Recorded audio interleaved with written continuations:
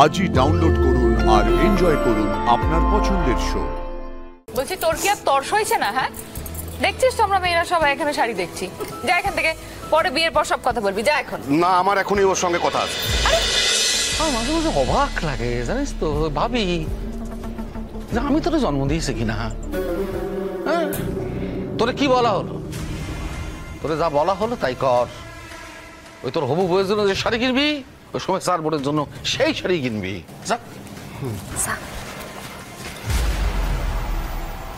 মা, বিয়ের সময় তো কোনেরা লাল শাড়ি পরে, তো স্যার বোনও কি লাল শাড়ি পরে ঘুরে বেড়াবে? হ্যাঁ, লাল শাড়ি পরবে। ওটা তুই আমার এরা ছেলে আমার পাগল করে দেবে। এই আমার প্রচুর মেলা কাজ আছে, তুই যা। সহজ কথা বুঝ না। আমি চললাম, আমার সময়ের সঙ্গে একটু কথা বলতে হবে। যাও যাও যাও যাও।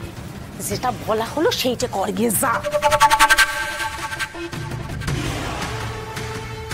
বোঝাপড়া সবকিছু আমার একজনের সাথে, সে হলো রত্না, আর তারে পাওয়ার জন্য আমি সব করতে পারি।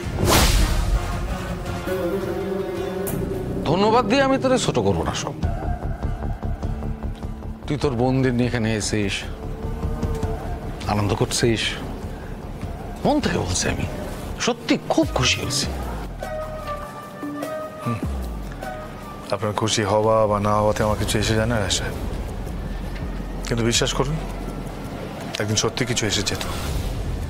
আপনার খুশি হওয়া, আপনার আনন্দ হওয়া, আপনার রাগ হওয়া, আপনার দুঃখ পাওয়া, তাতে আমার এসে যেত, কিন্তু এখন আর কিছু এসে যায় না। আজ আমি এখানে কেন এসেছি জানেন? শুধুমাত্র লক্ষ্মী মায়ের জন্যে, পারোর জন্যে, ওদের খুশির জন্যে, আর কোনো কারণ নেই। শুনতো এবারই জামাই। হ্যাঁ, আমি এবারই সন্তান ছিলাম, এই বাড়িতেই ছিলাম, ভাবতাম নিজেকে, ভাবতাম সম্পর্কের সুতো তো সহজে ছেড়ে ফেলবি। রাজাব, সম্পর্কের সূত্রটা সেদিনকে চিনতে শুরু করেছিল। কবে জানেন? যেদিন আপনি আমার সপরিবারের সবাইকে আমন্ত্রণ করেছিলেন এখানে, আমরা সবাই এসেছিলাম। আর এই ভুবনপুরের প্রত্যেকটা মানুষ, আপনার আত্মীয় স্বজন, ভুবনপুরের পাশের অন্য গ্রাম, সেখানকার মানুষ, সবার সামনে আপনি এখানে আমাকে দিয়ে ঘর মুছেছিলেন। আপনার মনে আছে তো? হ্যাঁ, ওদিনের কথাই বলছি। সেদিনকে আমার বোনেরা কাঁদতে কাঁদতে আমাকে এখান থেকে টানতে টানতে নিয়ে চলে গেছিল। দাদামণি, তুমি এখান থেকে চল, থেকো না এখানে। এই চৌকাটটা এখনো ভিজে আছে আমার বোনেদের চোখের জলে। কি করে ভুলে যাই বলুন তো?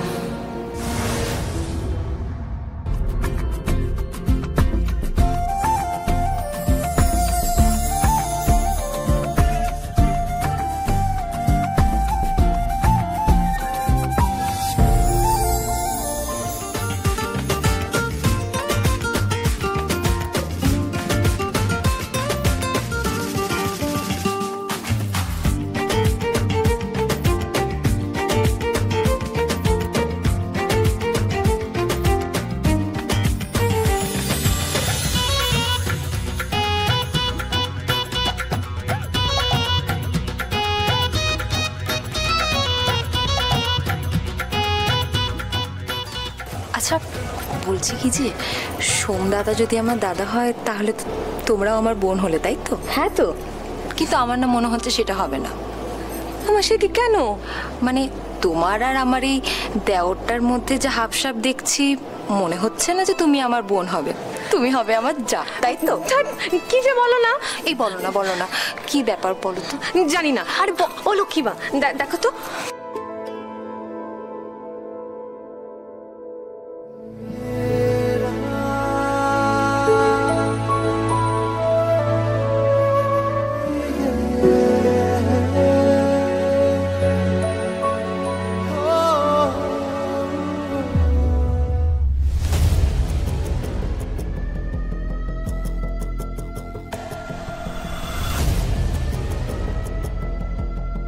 প্রতাপ রত্নার দিকে যাচ্ছে কেন?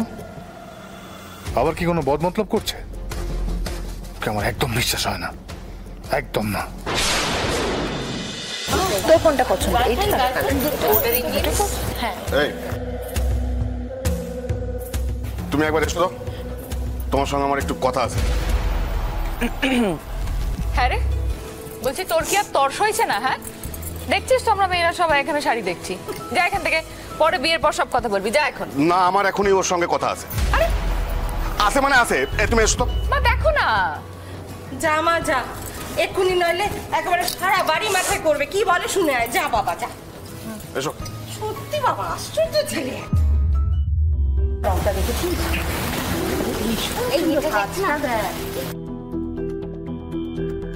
এই সবুজটা। বলছি দাদার কি হয়েছে গো? বিয়ের জল গায়ে পড়েছে।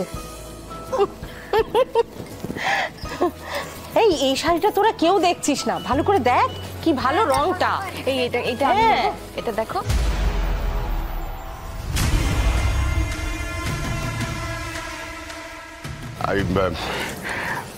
আমি আসলে তোমাকে যেটা বলতে চাই, মানে চাইছিলাম আর কি, মানে তুমি সোমের 4 বোনের জন্য শাড়ি কিনতে বলেছো। হ্যাঁ মানে আসলে সোমদাকে তো আমি দাদা বলে ডেকেছি, সেই হিসেবে তার 4 বোনও আমার বোন হয়। তাই বোনেদেরকে বাদ দিয়ে নিজের জন্য একা একা কী করে শাড়ি কিনি বলুন? তাই জন্য আর কি। কেন আমি কি কিছু ভুল করেছি? না না না না না, ভুল কেন করবে?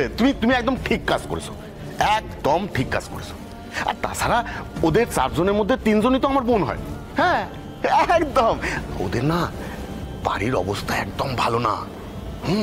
তাই তুমি যেরকম শাড়ি কিনবে ওদেরটা যেন আলাদা না হয়।